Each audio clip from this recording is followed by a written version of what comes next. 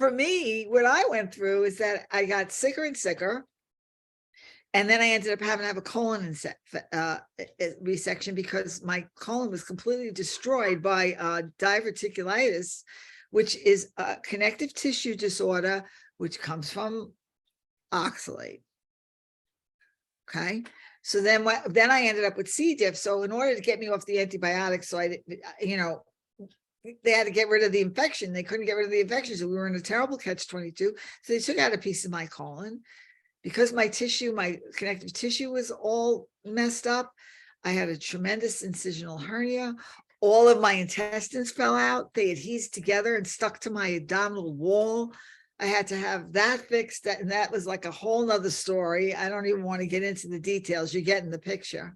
And it just brought more and more distress and sickness onto me. So till I was so sick that honestly, I was just in a place where I was just like, God, you just got to get me out of here. You got to get me out of here. I can't do any more of this. Between the anxiety and all the surgeries after surgeries after surgeries and blockages. I don't know if you've ever heard or known anybody who's ever had an intestinal blockage, but all I can say to you is that I pray to the Lord for you that you never have to experience that pain. Wow. It was so intense, such intense pain.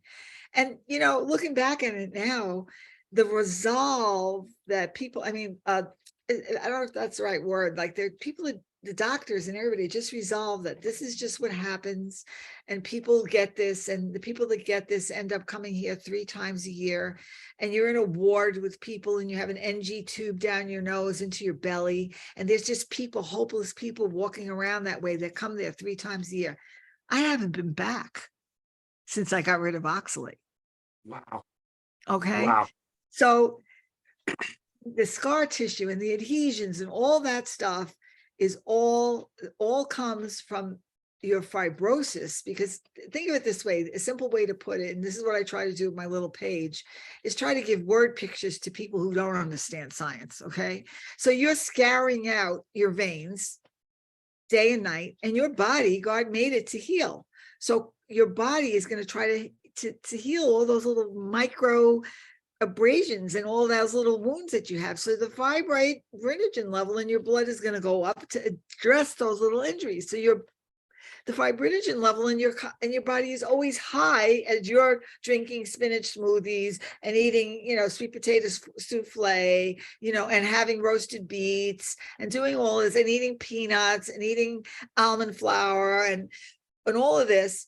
It's just like taking little shards of glass and just sanding the inside of your body. So your body, because God made it that way, is going to try to heal itself. And when it tries to heal itself, the fibrinogen level is going to go up, which means that you're going to make more scar tissue and you're going to make more adhesions. So you're just caught in a web of hell. That's all it is. Okay. Wow. So am I talking too much? Jeannie? No, absolutely not.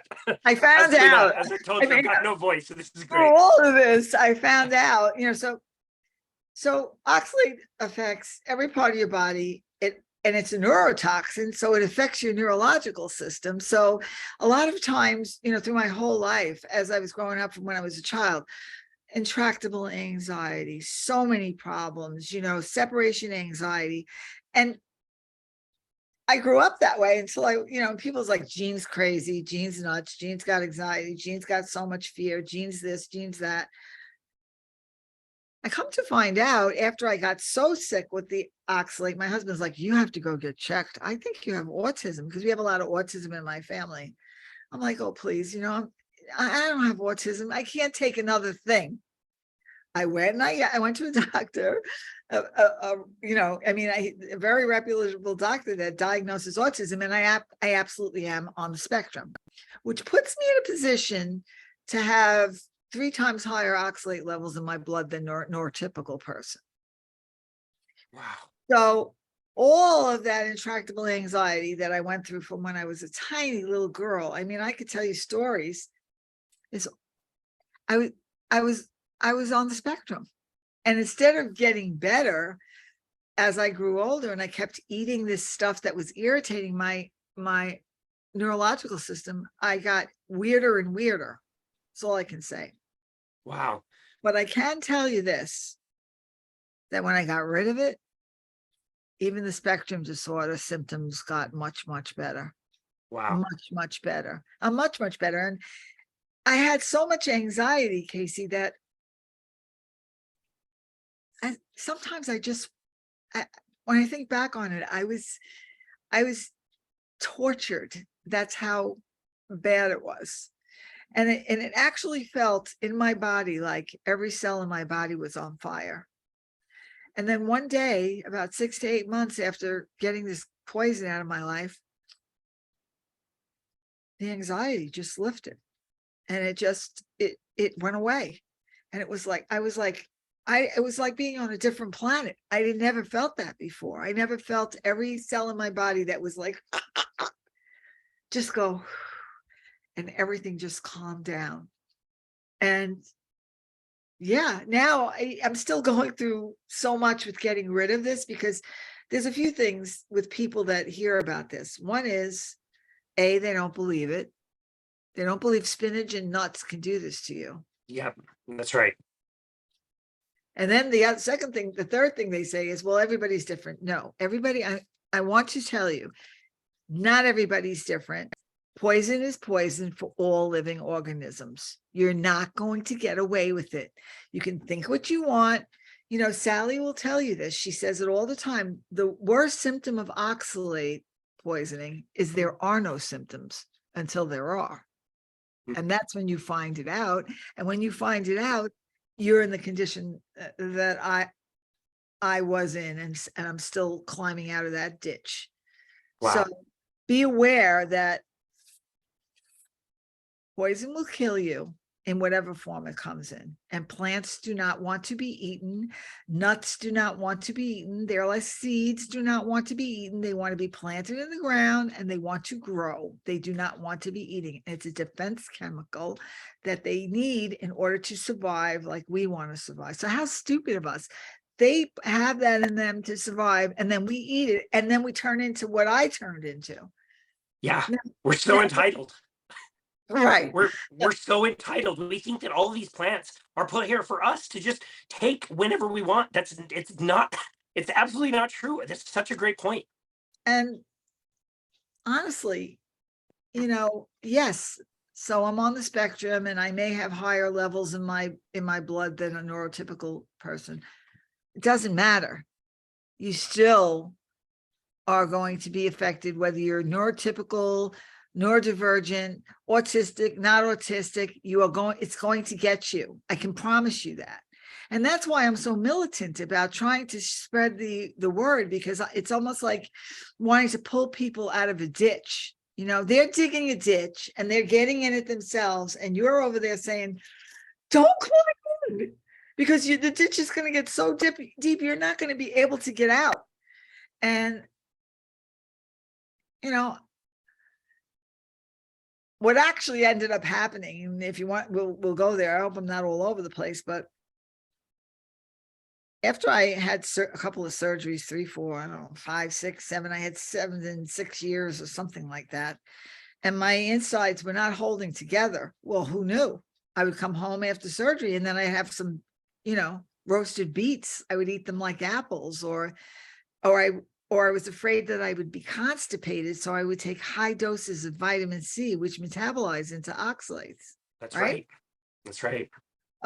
Or afraid, one of the surgeries was gynecological. So I was always afraid that, oh my God, if I was constipated. Now you have to understand, oxalates will constipate you. So when people say, well, how come I'm eating spinach and I'm drinking spinach smoothies, and I'm eating nuts and seeds, but I can't, drinking chia seeds and I can't poop. Well, the reason you can't poop is because you're doing that. Okay. And you're paralyzing your intestines, and the motility that you need in order to move that stuff through doesn't work. Yeah. It's so counterintuitive, because people eat spinach because they think they want the fiber that they think will help the food pass through, and it does exactly the opposite. And one of the blockages I had, it's kind of funny now. I was eating, I think they were from Trader Joe's. I was eating artichoke stems that were like marinated, and I, ate one, 8 months later, I was gripping the garbage can outside of a big hospital here, and I was having, vomiting into the can because I had a blockage that blocked me from, I think 3/4 of my intestines had totally collapsed, and the artichoke piece was stuck in there. What? Yes. 8 months? 8 months later. No. No, I didn't say 8 months later. I said a piece Oh, of. maybe I misunderstood you. No, I said 3/4 of my intestines were collapsed, and stuck in my intestines was a piece of artichoke that was Wow. the stem that was in there. Yeah. Could have killed me. It could have killed me. So if somebody said, I mean, I say this all the time, and I don't mean to be, I try to be funny because it's not really funny, but people say to me, well, don't you miss having chocolate? And don't you miss this? And no, I don't miss it. And if the only thing I could eat was a piece of ceiling tile, to not feel the way I felt before, I would take the ceiling tile. And they're like, well, that's ridiculous. What are you going to eat? Are you going to only eat meat? Well, I was dead and I was eating all of that stuff. And I couldn't even see how I was going to survive another month. And I probably wouldn't if God didn't grab me and shake me and get me out of it. So I'd rather eat steak and enjoy my life than eat all of that stuff and be in a ward with an NG tube down my throat every 3 months. Wow.